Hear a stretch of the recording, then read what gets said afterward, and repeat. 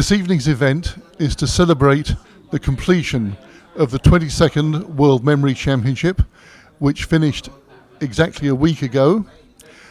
The new champion is Jonas von Essen from Sweden, and when he was interviewed by Jeremy Paxman on Newsnight just after he won the championship, the clip went viral on social media, and the very next day our World Memory Championship clip was the most highly viewed of any social media clip in the world.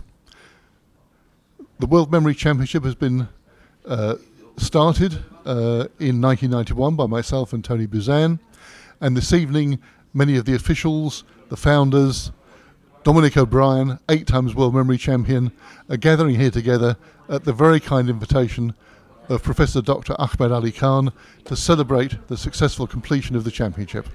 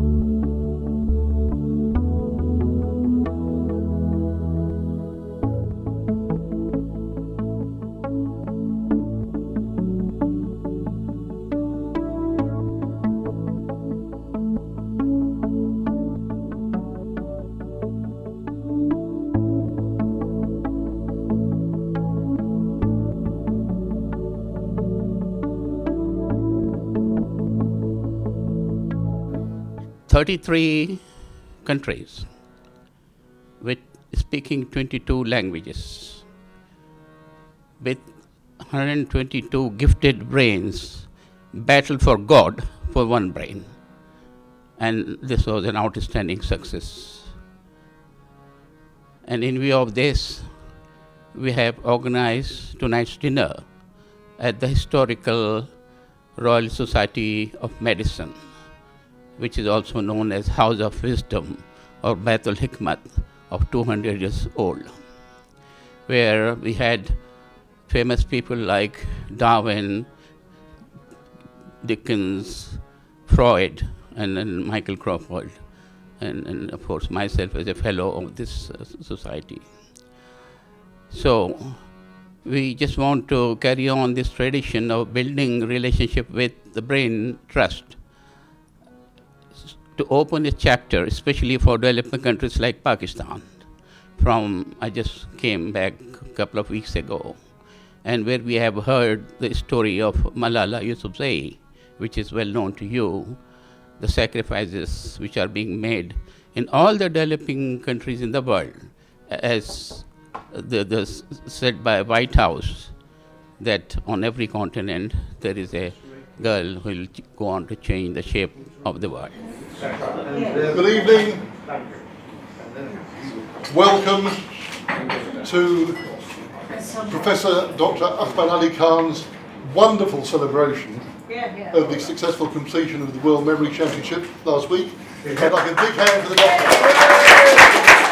I'd just like to point out something interesting, and that is that, as you probably all know, the new world chess champion is Magnus Carlsen of Norway, and the new world memory champion is Jonas von Essen of Sweden. Both coming from a part of the world which I call Scandinavia. And it seems to me that there must be something in that field water that's promoting the brain cells, because it's quite unusual, I would say unheard of, for there to be a world chess champion from Norway. Tonight, I really would like to speak to you from my heart. I just would like to say, first of all, welcoming Lady Mayor Frances Stanton, Princess Mohsin of Asafia dynasty, and all of you. So, no matter in what I say, in what I exaggerate, there is some truth in it. So we celebrate this great occasion of 22nd World Memory Championship. It is a story of fascinating success. I sat there and watched it. Inspired by vision, you all model the way. You transgress all the ossified intellectual barriers. So, what happened on the 29th of November at Croydon Conference Center? 33 countries, 22 languages, with 122 gifted brains. They battled for one God's brain. With its founders of Professor Tony Buzan and Raymond King, there were 4 gallant heroes. And tonight, we would like to welcome all of you. I just pray to God, let me stay in touch with you. Oh, nature, Sadaqallahul Azim. God has this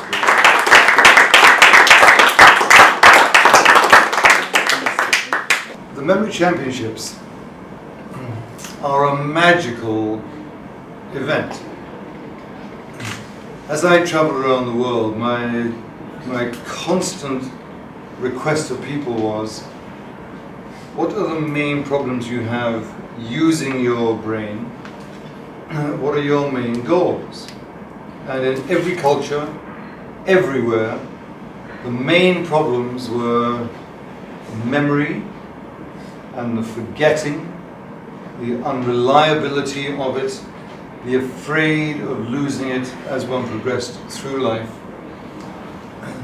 And the main goal was to have a better memory. And it was interesting that of all the hundreds of problems and all the millions of goals, the improvement of a memory was the main goal. Throughout the world, there were championships.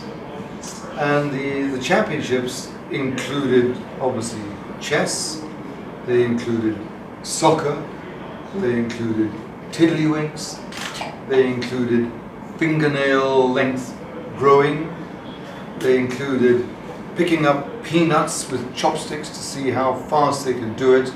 These were the world championships.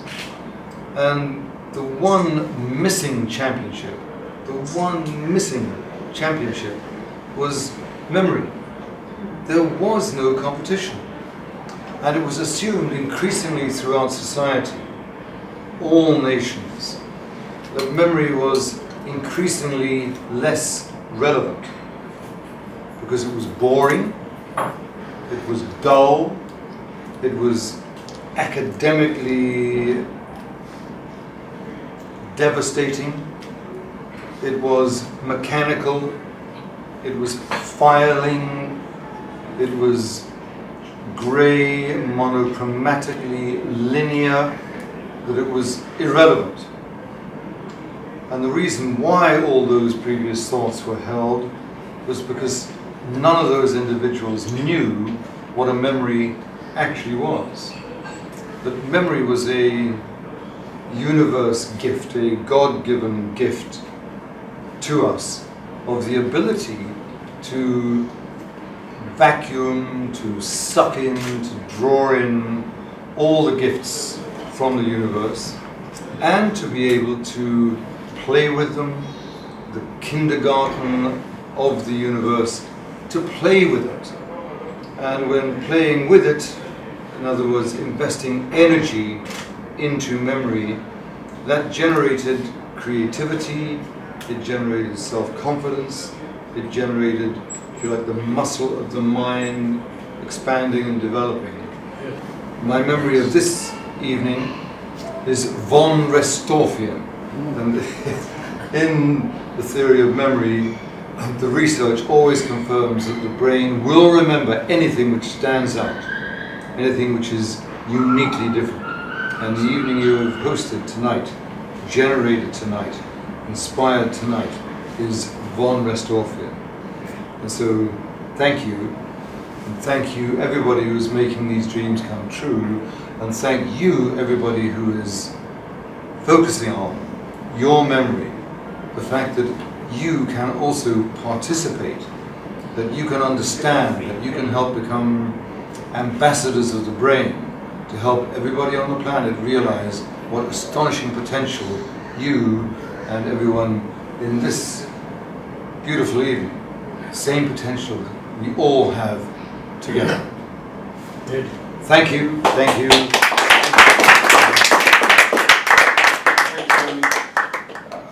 We've heard about the Brain of the Year, which I so admire, because this is it's a kind of ceremony, it's the kind of recognition of the supreme power of the thing that makes us different from monkeys. We're only 1.5% genomically different from a monkey, from a chimpanzee. We separated from the chimpanzee 7 billion years ago. So I like the quote from JFK that we celebrate the past to awaken the future. And what our research has clearly shown, and I would put to you this is robust, from basic chemistry, physics, to quantum dynamics, that the brain evolved in the sea between 500 and 600 million years ago. It used marine nutrients. And we have the chemistry, lock, stock and barrel, from the dinoflagellates that lived 600 million years ago, to the cephalopods 500 million years ago, to the fish, the amphibia, the reptiles, the mammals, and ourselves. And the chemistry of your eyeball, your photoreceptor, that first changed photons not into carbohydrates and proteins, because that's what we've been doing for 2.5 billion years, but into electricity. In the Cambrian period, first changed photons from the sun into electricity that stimulated the beginnings of the nervous system and ultimately the beginnings of the brain. And that chemistry of the dinoflagellate is the same as in your and my ladies and your eyeball and mine today. I think I believe in the power, I strongly believe in the power of communication. And after hearing Professor Tony Buzan, I'm ever more convinced that there is a power. What it does to us is basically it gives us an outlet, but much more than that is it actually takes away the chances of you getting depressed. It's known to us that the solitary confinement is one of the worst punishment. Why? Because you don't get a chance to express. And what it does to others is it informs them, educates them, and can also entertain them. So the only problem is that in this age, the power of communication has amplified because of the revolution, because of the evolving nature of communication technology. And nowadays, if you're standing firm, feeling proud, but not moving, you're going behind. Take my word for it, please. I'm into technology, I know this. The pace the size and the speed of communication is far faster. I mean, look at in 1 second, 29,000 Twitters go across. In 1 minute, Google gets 75,000 searches. People are looking for information. People are looking for information, and I just had a very wonderful chat with Dominic about right and left brain collaboration. I'm very interested in this subject. It's again opening the channels between brain to faster to really understand what's going on. And believe me, if you don't follow it, you'll be behind. If a kid of 4 years old can learn how to use iPad, he's doing well. But he still has to have a good nutrition for future to follow. As Professor Crawford said, he will be burnt out because the information load, the consumption is too fast, too high, without enough appropriate fuel. And I really believe in Professor Crawford's study. I heard you at the Brain Trust Awards, and I read your paper as well. Sure.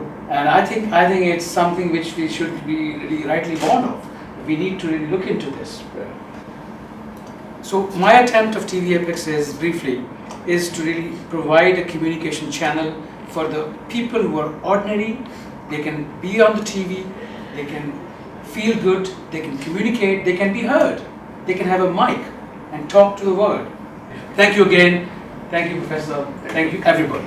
Thank you.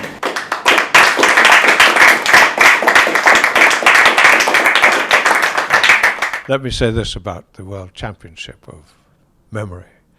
It's an outstanding illustration of the power of the human brain.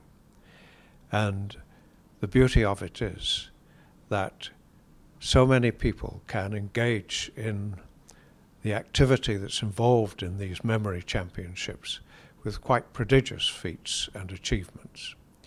However, I want to say the other side of the coin is that unfortunately today there is a global decline in mental health, and this is the most serious threat to mankind because it's the brain that makes us different from other animals, from monkeys, for example. It's the brain that enables us to achieve, enable us to do things, to live, to love, and to maintain peace. And the converse of that, without the brain, is not an unthinkable situation which threatens the very sustainability of mankind. So let's hope that the Memory Championship will be a wake-up call to all of us to help prevent the decline, further decline in mental health. Thank you. I'm looking around the room at lots of interesting guests, so I'm sure some of them would like to give you a word too. I'll ask Prince Ali Khan if he would. I must admire the Apex for the work they are doing, and they are equally privileged to be on these great occasions. And I want Apex to be in the first lead. Yes, I think we've great admirers of Apex. We think you do a lovely programme because you don't try and pass it anyway. You just record what's happening and people see the real thing. Nothing has been influenced, and that's lovely. So at the time as we are approaching to Christmas and the New Year, we wish you all a very happy Christmas. May God bless each of us, and we bless. Also pray to our Queen, our Mother of Nation. She is a great personality in our living history. And I thank you very much indeed.